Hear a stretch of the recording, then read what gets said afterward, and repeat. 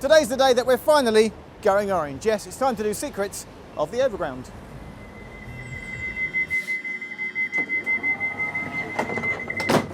The London Overground network currently has 84 stations on it, even though the in-carriage maps only show 83, but we'll get to that later. It was created in 2007, when TfL took over the running of other railways and is an amalgamation of the East London Line, the North London Line, the Watford branch, the Gospel Oak to Barking branch, known affectionately as the Goblin, the West London Line to Clapham Junction one way, and the South London Line, which reaches it from another. Actually, later in 2015, the Overground will have more stations added to it, but that's another story entirely. Watch this video here if you want to see more about that. So we'll start with something that we know everyone loves, and that's a secret once-a-day train service. And this is it. It starts at Woodgrange Park, not Barking, runs along the diesel-only line, skips Gospel Oak, and gets to Willesden Junction for 9 AM. But here's the oddity. In the timetable, it's scheduled to take 17 minutes to go the one stop between Kensal Rise and Willesden Junction, and yet the train behind it, which leaves 5 minutes later, arrives at Willesden Junction on the high-level platforms 7 minutes earlier. And so obviously, we had to try this out. So we've got up early and I'm on this train now, and I've set myself up for a fall. I've got my friend Matt here this morning. Hello, Matt. Hi. And what's going to happen is that Matt's going to get out at Kensal Rise and get the electric train that's come from Stratford behind it, because that overtakes us and actually gets to Willesden Junction first. So if you're a commuter from Kensal Rise to Willesden, it actually pays to wait and get the later train. Matt got out at Kensal Rise to catch the train behind, and sure enough, soon after we left, we branched off, then slowed and stopped, and Matt's train overtook us and got to Willesden Junction first. I'm looking at the map on my phone, and we've definitely come off into a siding. I don't know why we're just not going straight into the platform. It is a little bit annoying. If you get this train every day, you sit and wait for 10 minutes before they let you into Willesden.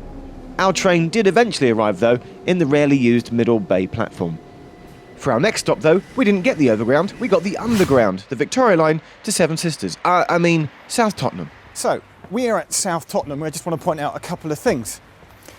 And it's to do with the fact that I think that this station should have a connector blob on the tube map. The tube map later this year will have more Overground added to it, and when it does, it will show a connection between the two separate stations at Walthamstow and the two stations at Hackney.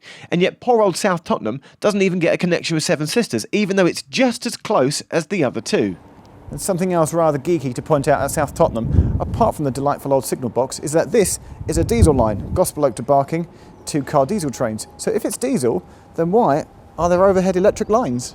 It's to allow freight trains on the rest of the National Rail network to pass through this Overground section just briefly on their way to and from Stratford Station. Next stop, Dalston Junction. Not actually a station junction with any other line, but it does have the largest roundel on the Overground.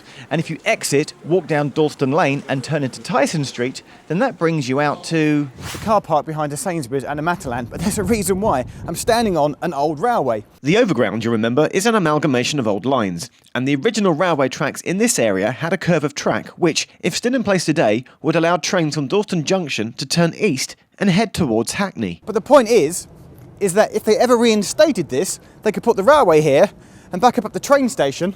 You can see they've even left a space for where the tracks can go. So this space here and that wall there, they'd knock a hole in it and the track would come in and out of that portal. It's all there, ready in place, should they ever extend it. The old curve of track was called the East Curve, and you can see on a map today where it used to run. There's now, though, this lovely garden in its place, which is named after it. Next stop, Hoxton. And, as we always like to do with these videos, is point out things that you may have missed, especially if you're a regular commuter. So how about this at Hoxton, if you come through here every day? Did you know that there's a memorial here in memory of the North London Railwaymen who fell during the Great War, 1914 to 1919? This bit of the Overground is built upon the East London line, which used to run into the terminus at Broad Street, and this memorial was here. However, it got moved when it went all derelict, and then when they reconstructed it, they brought it back from a car park in Richmond, where it had been left, to its rightful place here, back next to the railway. This part of the Overground's East London line is built along the old alignment of the North London Railway that ran into Broad Street Station. That's an old demolished London terminus that used to be next to Liverpool Street. There was also a really old original Shoreditch station that used to be here too until 1940. And to get from there to Broad Street, there was a large brick viaduct that went across the road.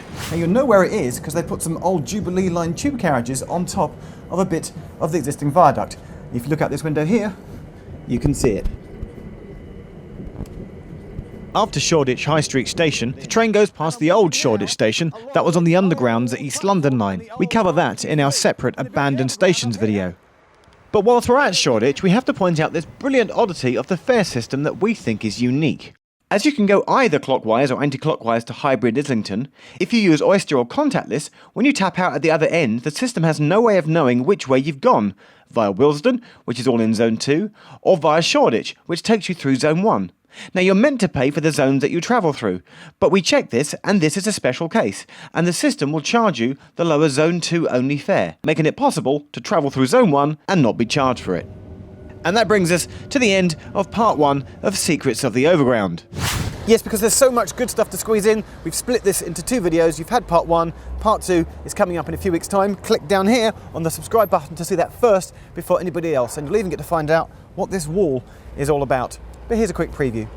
That Overground train has just failed to stop at a station. There's a museum here which you can come and see, learn about the history about how the tunnel was built, but best of all is where I'm sitting. And so this is it. We started Secrets of the Overground with a secret train, and we're ending it with a secret train here at the London Overground's unofficial 84th station, the one that doesn't appear on the carriage maps.